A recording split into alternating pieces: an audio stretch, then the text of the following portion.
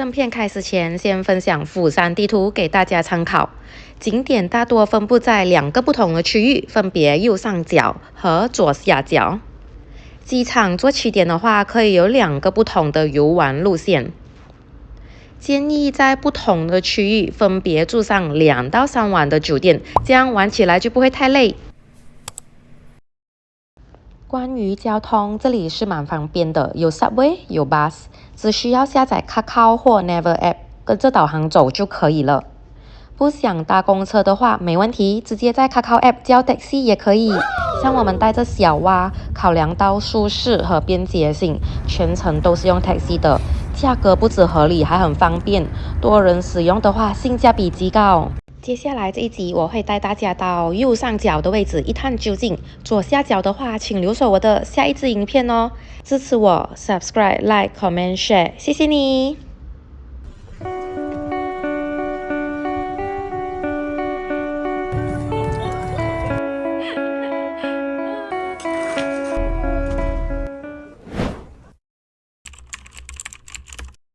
下了机场，第一站先去 Cafe Iti 觅食。这里是釜山超级有名的咖啡厅，尤其在樱花季节里更是一味难求啊！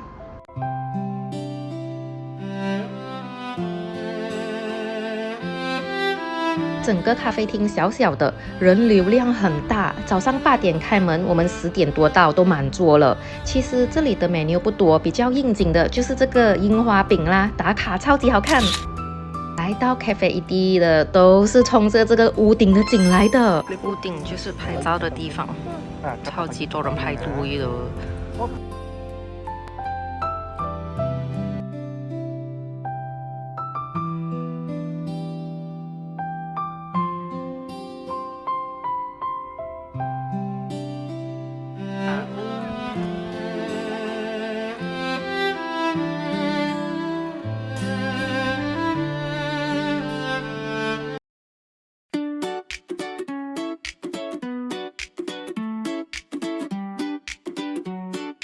这家 Airbnb 是在一栋大楼里面，直接面对海景最前排，晚上还可以直接看到 free 的无人机表演。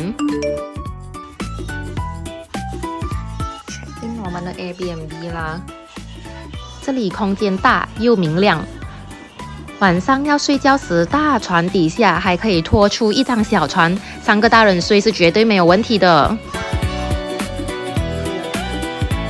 前面有一个很大的海景，光咖喱 beach 的海景。晚上呢，就是有的看 drone 的地方，就直接从房间看，就很方便。我们要去做 Sky Capsule 啦，这里是 Meatball Station。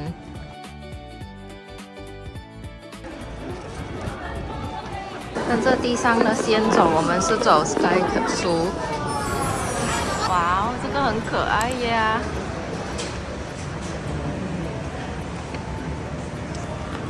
买了这个票直接收罢了，就很方便，是要再上网订先的。虽然晚上预约了6点的时间，可是还需要到现场排队等候，所以5点半都可以来了。终于到我们啦 ！Sky Capsule 呢有不同的颜色，还有限定的可爱鸭，可是是不能挑的哦。像我们就是搭上了绿色的车厢，基本上2个人以上就会给你包厢了。We sit inside this Sky Capsule. You see this side one? So cute. That's so cute 啊！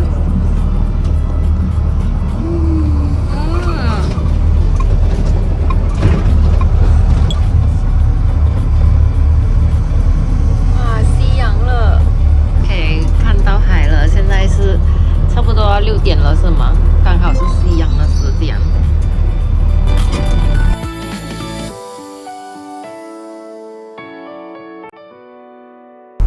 夕阳啊，现在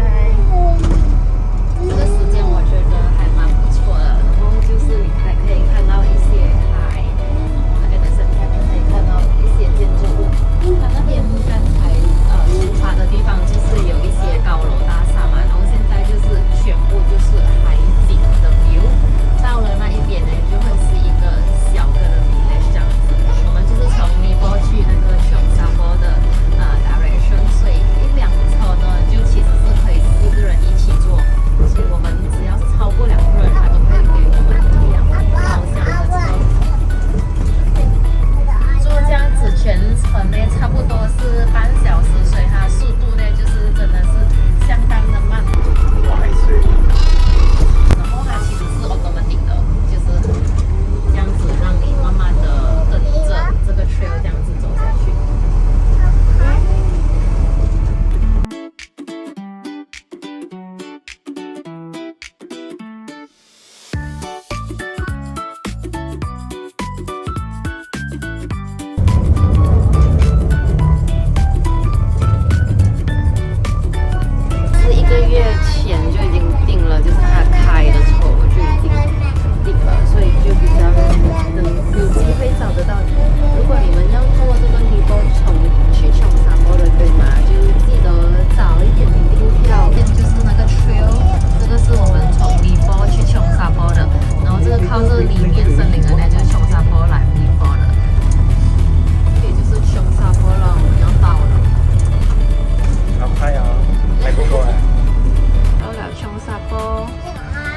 找东西吃啦！现在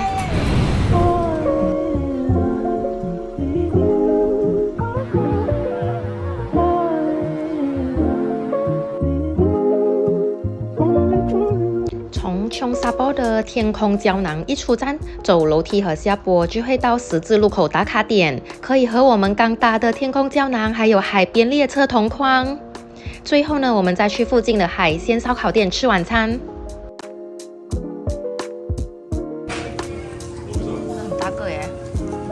我们叫了一个双人份的海鲜烧烤套餐，要价90千韩元。阿朱妈很贴心的帮我们包完了全部虾壳，然后还帮我们烧烤料理，并剪上小小片，让我们直接享用。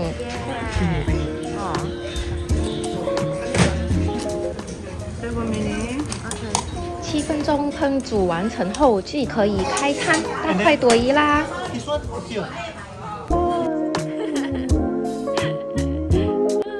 吃饱到附近的自拍馆走走看看，自拍馆都是 self-service 的，开得很晚。这里也提供了很多 prop， 小朋友玩得不亦乐乎呢。回去民宿后，可以看到广安大桥已经亮灯了。接近10点时，还有多艘游艇燃放烟花。想不到，在我们民宿前面竟然是无人机停泊的地方。10点正，游艇结束烟花，就看到了一排排的无人机缓缓升起。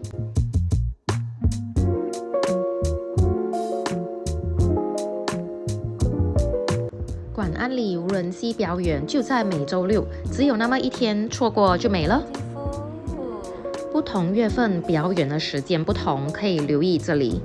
整场演出大约10分钟，真的毫不马虎。要是周末来釜山，可以建议在广安里住上一晚沿海的住宿，这样就不用在冷天出门，站在拥挤的海滩上观赏无人机表演啦。看完了，宝宝也可以直接入睡，真的超级方便我们这种带娃的家长们。值得一提的是，一定要尽早预约住宿，尤其是在周六晚上的哦，推荐给大家，值得过来看看。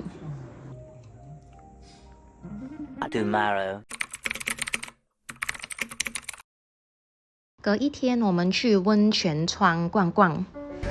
这里很独特，因为在釜山高楼大厦中间穿梭着河流，两侧还种满了樱花树，造就了釜山春天唯美的画面。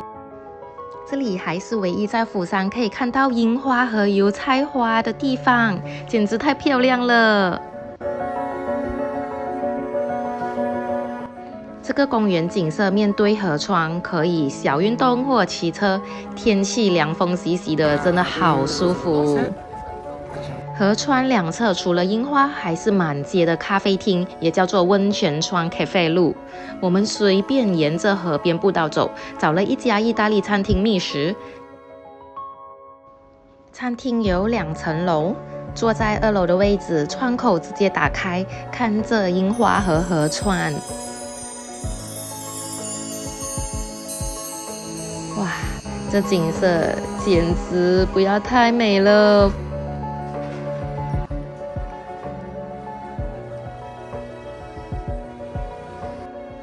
不仅风景宜人，连吃的都不要太好吃。你看我光盘行动就知道了。吃饱后看到有家 pop up cafe 售卖樱花蛋糕，可惜时间有限，那就打包回去吃吧。樱花蛋糕，漂亮。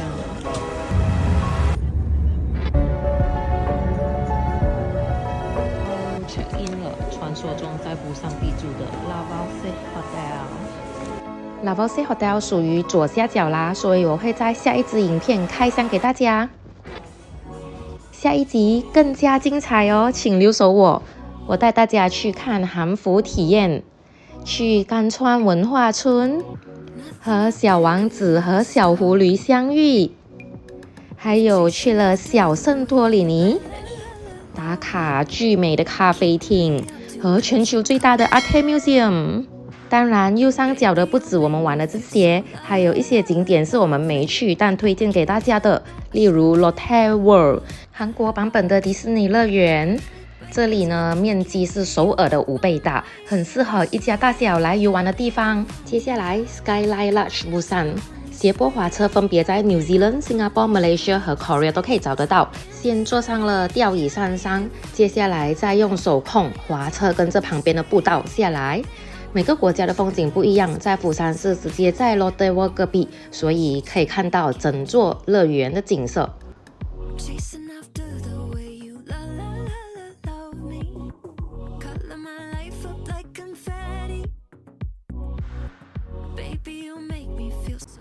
除了刚才介绍的 Lotte World 和 Skyline Lodge， 可以去附近的寺庙参观哦。海东龙宫寺被誉为韩国最美寺庙，因为直接建在石头上，还面临大海，景色相当宜人。